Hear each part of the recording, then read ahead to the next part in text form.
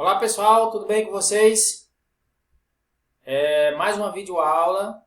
Queria convidar vocês a assistirem mais essa videoaula. Por isso, se ajeite aí no seu sofá, na sua cadeira, na sua rede, na sua cama, onde você estiver, para a gente conhecer mais um pouco sobre a Europa Oriental. Ok? Nós estamos falando sobre o continente europeu. Então, hoje nós vamos continuar falando sobre a Europa Oriental, os problemas porque passou a Europa Oriental e as consequências, né, depois desses problemas, né? Vamos ver as causas e as consequências porque passou aqui a Europa Oriental. Então, sejam bem-vindos a mais uma videoaula. Eu sou Raimundo Cruz, professor de Geografia, né? E quero compartilhar mais um pouco, né, da minha experiência, como também do modo de vocês que fala aí sobre a Europa Oriental. Ok? Vamos comigo. Beleza? Europa Oriental. Vamos colocar aqui alguns slides ainda falando sobre a aula. Não a anterior, mas antes da anterior, porque na aula anterior foi uma revisão. Então, a penúltima aula, nós falamos algo sobre isso aqui, né? E nós vamos continuar falando para que vocês possam memorizar mais um pouco a respeito da Europa Oriental. Então, é uma região do continente europeu que durante a Guerra Fria esteve sob influência da URSS. Falei nessa aula, né? Sobre o que era o URSS, né? União das Repúblicas Socialistas Soviéticas, certo?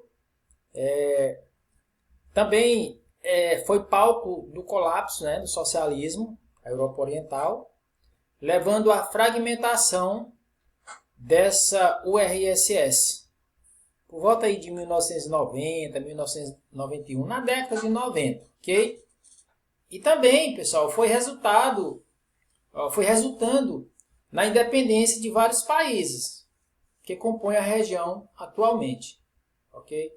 Então, veja só, por conta desse colapso, né, por conta da Guerra Fria, desde a Guerra Fria, né, até o colapso e passando por isso aí, isso resultou na independência de vários países que compõem a região atualmente. Eu falei na nossa aula sobre a Europa Oriental que os cartógrafos tiveram bastante dificuldade, né, nos anos 90 para constituir o mapa mundi, por conta dessa independência de vários países, na Europa Oriental, e que eram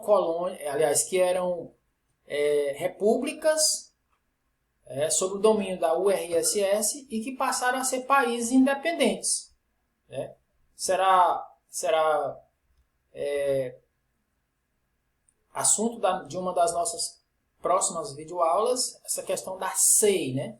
Comunidade dos Estados Independentes. Daqui mais umas 2 videoaulas para frente nós vamos falar sobre a CEI, Comunidade dos Estados Independentes. Então, olha só, sistema socialista na Europa. Nós falamos também já isso aí. A influência do socialismo no passado ainda pode ser observada até hoje, ok? Através de quê? Os estilos arquitetônicos, os monumentos, os memoriais, a decadência econômica em alguns países, ok? Então, esses são os resquícios, né, do socialismo. O que é isso, rapaz? O que é isso? Resquícios, né? São os rastros, né, do socialismo, certo? Que está na memória do povo. E se apresenta também aí, né, fisicamente falando, né, os estilos arquitetônicos, os monumentos e os memoriais. Também a decadência econômica de alguns países. Indicadores econômicos inferiores aos de países da Europa Ocidental. Nós comparamos aqui alguns indicadores dos países da Europa Oriental com alguns indicadores socioeconômicos dos países da Europa Ocidental. E nós percebemos que os indicadores da Europa Ocidental eles estão acima, bem acima dos indicadores da Europa Oriental. E aí falamos também, isso foi motivo até de uma questão lá na nossa revisão, ok? Como também na avaliação, na nossa quinta avaliação, que foi a cortina de ferro, né? Termo utilizado para se referir à divisão em dois blocos. Em dois blocos, ok? Um capitalista e o outro socialista. E aí, pessoal, nós comentamos um pouquinho também sobre o apogeu e a queda do socialismo na Europa, né? Na Europa Oriental, que estão diretamente ligados ao destino da URSS.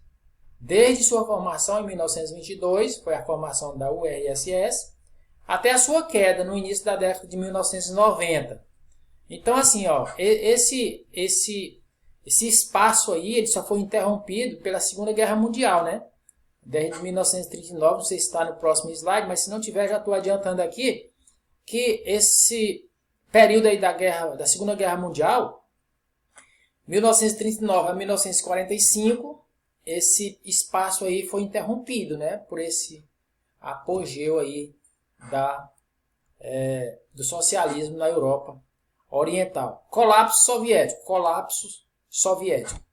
Desenvolvimento soviético menos sólido que nos Estados Unidos. Fatores apontados para justificar a decadência do sistema socialista. Aí estava na nossa última revisão, né? Que foi a nossa última aula, ou nossa última videoaula.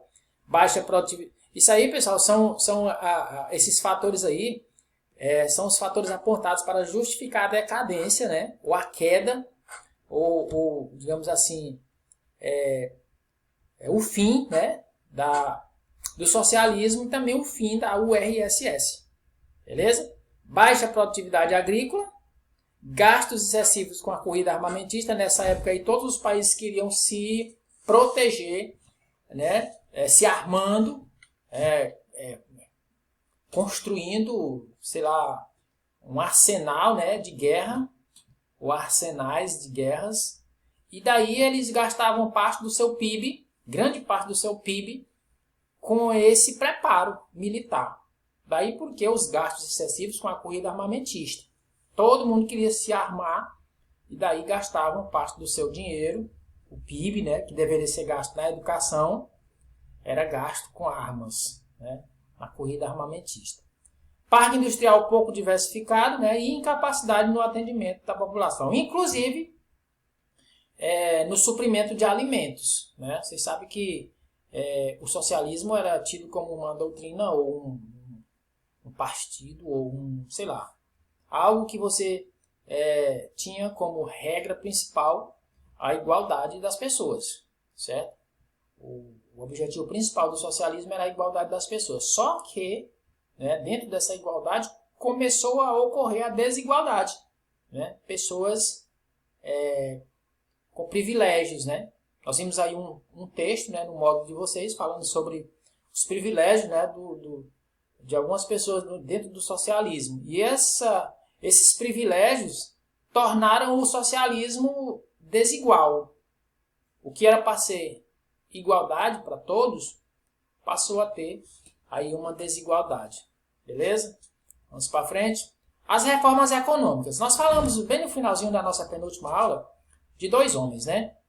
Mikhail Gorbachev e, inclusive na nossa revisão, né? Nós falamos de dois homens, né? Mikhail Gorbachev e Boris Yeltsin.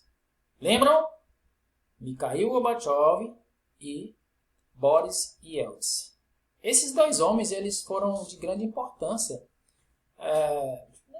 Importância que eu digo na questão da reestruturação, da queda, né? Eles participaram, né? Eles foram importantes porque participaram desses processos todos, né? Inclusive com o fim, né, da URSS.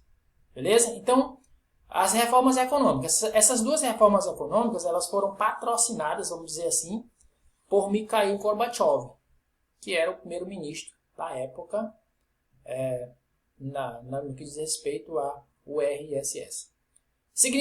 Perestroika significa reestruturação, tinha como objetivo principal a liberação gradual da economia. Ou seja, no sistema socialista, gente, a economia ela é planificada, certo? No sistema capitalista, a economia é de mercado, economia de mercado, abertura, né? É com livre concorrência para a empresa privada. No sistema socialista não se tinha empresa privada, era o Estado que dominava tudo, certo? E aí a perestroika, o objetivo da perestroika era liberar gradualmente a economia, ou seja, dar uma abertura econômica. O que é isso, professor? Deixar que as empresas privadas, né, começassem a entrar no mercado. Até então, só empresas do governo tinham, né, digamos assim, o trânsito legal, né, na economia da URSS. E aí, a perestroika, essa reforma, objetivava a liberação gradual da economia, certo? Também objetivava conceder maior espaço à iniciativa privada, que eu acabei de falar, né? Abrir para as empresas, né, de outros países até, chegar e começar a produzir. Aí, gente, isso é que faz uma economia crescer. Não é regra geral, não, mas é uma das digamos assim, dos princípios, né? A iniciativa privada, ela faz a economia crescer. Por quê? Porque há uma livre concorrência. Imagina só, você tem aqui um sistema que é mantido pelo Estado e que não tem concorrência na produção.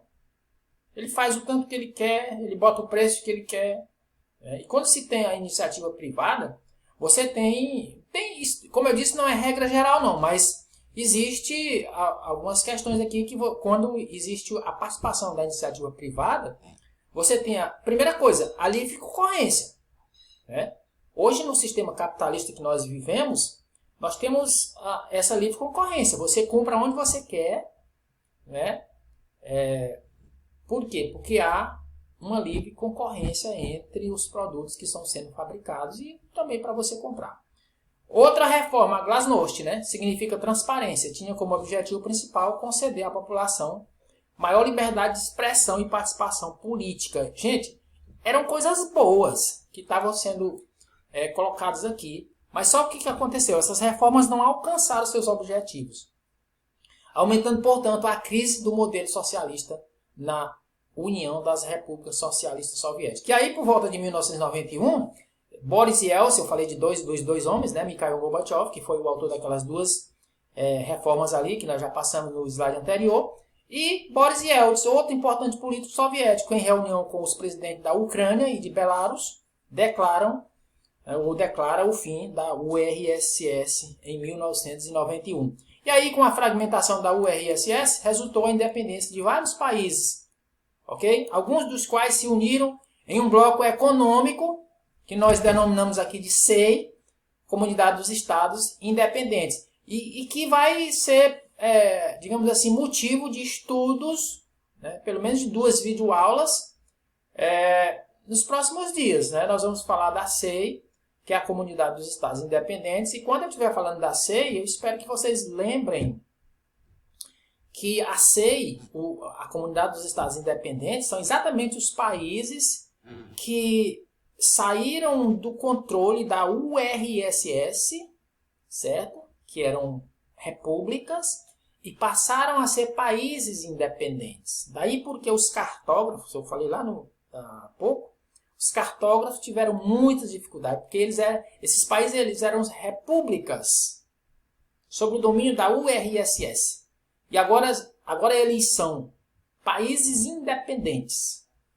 E aí tem que adentrar no mapa mundi. Daí porque a dificuldade dos cartógrafos. Gente, foi bom estar com vocês. Obrigado. E fiquem com Deus. E até a próxima. Tchau, tchau.